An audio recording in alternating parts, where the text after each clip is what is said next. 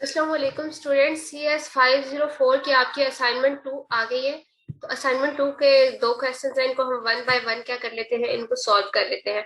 First जो आपका question है इसमें उसने क्या कहा है, उसने कहा है एक डीएफटी आपको ये गिवन है। ठीक है, एक डीएफटी गिवन है और आपने इसमें से क्या करनी है, एट लीस्ट 2 मिस्टेक्स जो है वो आपने पॉइंट आउट करनी है। ठीक है, मतलब आप ज्यादा भी मिस्टेक्स इसमें से पॉइंट आउट कर लेते हैं, लेकिन मिनिमम जो है वो आपने कितनी करनी है, 2 मिस्टेक्स करनी है। अब देखिए, आपको पता है जो डीएफडी होती है उसका जो हर नोड होती है, एक उसमें इनपुट होती है और एक आउटपुट होती है। क्लियर। अब वन बाय वन आपने नोड्स को चेक करना है कि इसकी इनपुट है।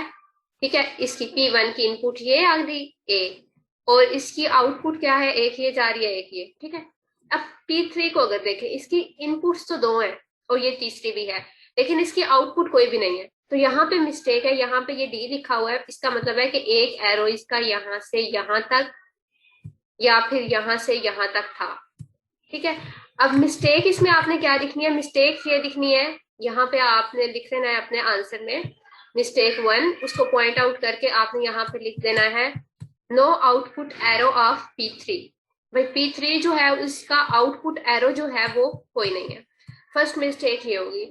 सेकंड मिस्टेक क्या होगी, यहाँ पे सेकंड मिस्टेक ये होगी कि हमारे पास X to Z जो हमारे पास एरो है, इसके ऊपर इसका रिलेशन मेंशन नहीं है कि ये क्या इनपुट लेके जा रहा है, या फिर इसके पास क्या इनपुट आ रही है, या फिर एक्स जो है वो क्या आउटपुट जनरेट कर रहा है। ठीक है, यहाँ पे ये देखे ना, हर एरो के ऊपर उसका जो रिलेशन है वो मेंशन है, हर एरो के ऊपर, लेकिन इस एरो के ऊपर मेंशन नहीं है। तो सेकंड मिस्टेक जो है वो आपकी ये निकल आई। क्लियर।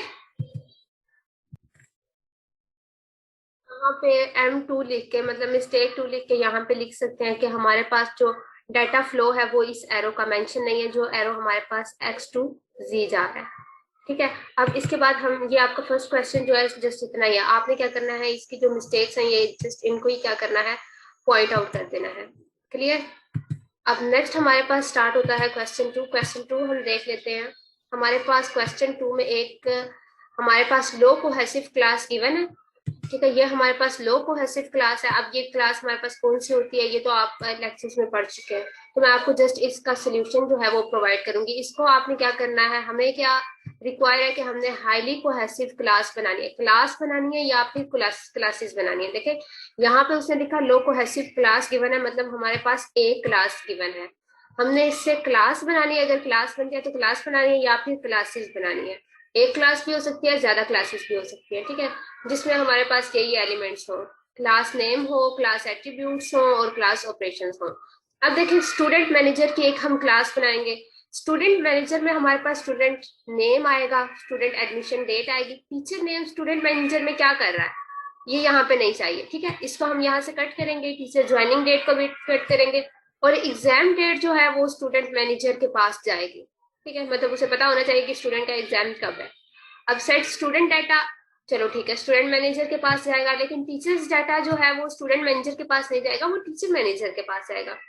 इसको भी कट करेंगे। एडमिट स्टूडेंट, चलो ठीक है, ये भी स्टूडेंट, टीचर वाला जो है वो अगेन यहाँ पे क्या हो जाएगा, इधर से कट हो जाएगा। अब ये हमारे पास एक क्लास बन गई है, cohesive class, sorry highly cohesive class, जिसका नेम हमारे पास स्टूडेंट मैनेजर है।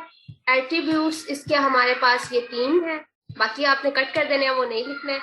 और जो ऑपरेशंस है इसके हमारे पास वो भी क्या है, ये 3 है, बाकी आपने कट कर देने हैं।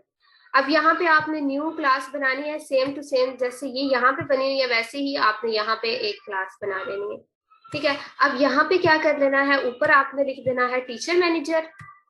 टीचर मैनेजर फुल स्पेलिंग लिखते हैं आप, और यहाँ पे एक बॉक्स हो जाएगा आपका एट्रीब्यूट्स के लिए, एक ऑपरेशंस के लिए। अब जो चीजें यहाँ से कट की वो यहाँ पे लिखते हैं, यहाँ पे लिखते हैं आप टीचर नेम, सेकंड पे लिखते हैं टीचर ज्वाइनिंग डेट, और ये स्ट्रिंग भी लिखना है आपने। ठीक है, साथ में डाटा टाइप भी लिखते हैं, और थर्ड पे लिखते हैं exam date. Exam date teacher manager को भी पता होनी चाहिए, तो इसलिए ये जो एट्रीब्यूट है ये दोनों में कॉमन होगा। और नेक्स्ट जो है आपका यहाँ पे लिखते हैं सेट टीचर्स डेटा और गेट टीचर वीकली स्केजुअल और फिर स्केजुअल एग्जाम। ठीक है, ये तीनों यहाँ पे आ जाएंगे, और ये आपकी हाईली कोहेसिव क्लास जो सोल्यूशन के लिए होगी वो आपकी होगी नंबर 1, आपकी ये वाली क्लास होगी स्टूडेंट मैनेजर, एंड नंबर 2 पे ये आपकी क्लास आएगी टीचर मैनेजर, और ये आपका सोल्यूशन है। स्टूडेंट्स आई एम सॉरी, मैं थोड़ा बिजी थी तो इसलिए मुझे मतलब असाइनमेंट तो आती थी, फिर मैंने कहा आपको जस्ट मैं सोल्यूशन शेयर कर दूं। सोल्यूशन मतलब बनाने का और फिर आपके साथ वीडियो बना के असाइनमेंट शेयर करने का इतना ज़्यादा टाइम नहीं था। तो आपने क्या करना है, इसको अच्छे से खुद अटेम्प्ट कर लेना है। ठीक है, thank you for watching this video and Allah Hafiz.